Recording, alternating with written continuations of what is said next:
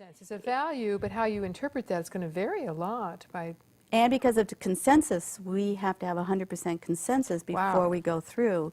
So when we began here, we had gravel parking lots. And as we moved on, there was a proposal to pave because of the dust and because of the noise and because of a whole lot of things.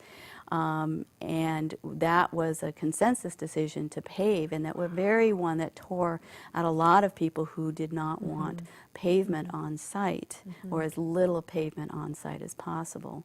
So we do wrestle with that as a community decision as a bunch of individuals in the consensus model. You mentioned that the values have changed over time. So can you tell us what they've moved towards or moved to? More simple, we have 6 statements of values, whereas before it was a more spiritual base. We're now really looking at goals to live by that include living lightly on the earth, include how we treat each other responsibly, how we manage our conflicts responsibly, how we are a part of the wider world. There's just, it's broader. It's broader and simpler. And there's still ones that we aspire to, and you'd find rare people that say, yes, that one we got nailed, because they're all... Well, a goal is like that. As a goal, you keep moving towards that and refining that. Right. And values are real important when you come to consensus, because you're supposed to be making your decisions based on your shared values. Right. And we've had a hard time trying to figure out how to do that, because it's not something we all learned as kids. That's true. That is very true. And there are going to be different interpretations. Different interpretations, how you... different skill levels, different worldviews, egos, safety. Egos. Why, of course. Do you find that you do a lot of activities together here? I ask because when we came in this morning, there were a bunch of guys out here making beer. Yeah. You know, and other folks chatting here. And I see that there are, on the tables, there are belongings. I mean, tell us what those were. Our free table, yes. Your free table. Once a month, we collect our excess household goods from our homes, bring them to the common house, and see if anyone else in the community could use these household goods. Okay. And at the end of a certain period of time, the steward picks up all that stuff and takes it to Salvation Army or however else we recycle. So it's a kind of a formal way, one of our formal ways that we in this community have devised to support reducing and reusing. That's a fabulous, and also your own way of building community. Yes. Because you're getting to know each other through these activities. activities. That's the whole thing, is that everything we do, even we strive to be sustainable, but what we use is our social interaction. What we use is our making community building. That's all we have. We aren't going to do it by setting rules and legislating what behavior is. And I would expect somebody who buys a place here is going to be having to say, yes, I will live by these values.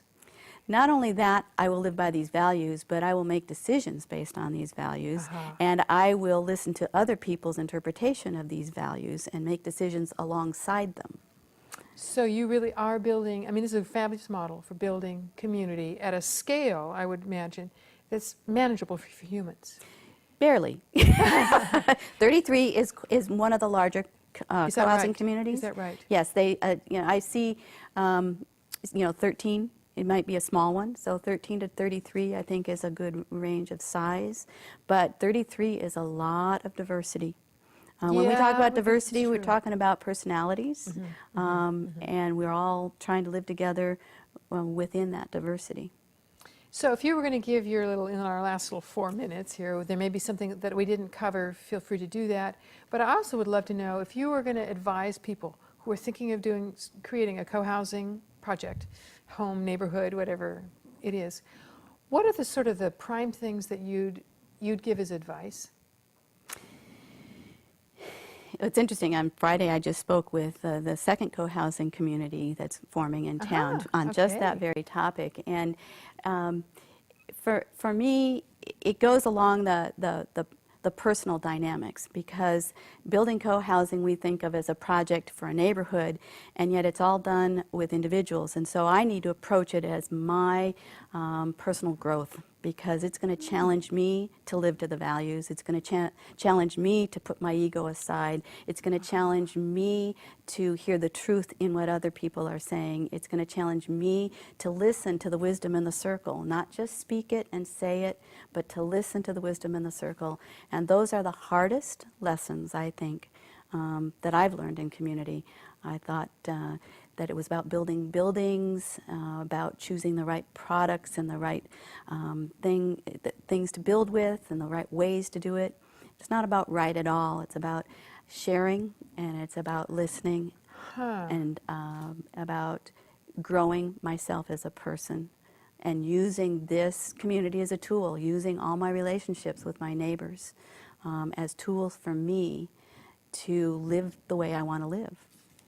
In a sense, then, you've got a kind of a pressure cooker, or a cauldron, yes, for that kind to maybe accelerate or yes, extend your personal growth. I mean, folks who have been with a partner will always say, you know, you learn so much, you know, the other person sees it differently, how you learn to communicate, you know, how you brush each other's rough edges off is part of what makes us grow. And what I hear from you is that, and family will do the same, having children, and this co-housing is the next layer of how do we, as a larger body of people, get along, tolerate, respect, communicate, honor, all those things that we humans, in some ways I think we humans had some experience doing when we were tribal, and as we become more isolated and separate, have lost some of that skill, and you're part of the co-housing reconnecting, redoing that again.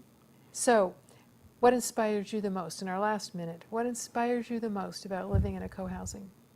It's the living. It's the not the future and not the past, but waking up and deciding how today am I going to move this forward? How am I going to express my humanity, my my joy of living in this community? You can't wake up here but feel joy in the way it looks and feels, and I can go out my door and run into half a dozen people whom I just love and adore, and when I'm in need, I need to reach out, and when they're in need, I extend support. So it's about the day-to-day living in an honest way. I can imagine people all over hungry in their souls for the kind of ease of connection that you have. You might not always want it. You step out your door and you do have half a dozen people, and you might have wanted to be by yourself, but they're also there, you're here for each other. And I would imagine that you've broken down a lot of the isolation that many people in our culture are grieving about and struggling, and don't even know, maybe or numbing themselves up to doing. Well, thank you, and I salute your adventure and your co-housing, and may there be many more. And I know that you're a model for that, and may there be lots more in this community and elsewhere. Thanks for joining me. Thank you. You're watching Peak Moment, Community Responses for a Changing Energy Future. I'm Janaea Donaldson. Join me next time.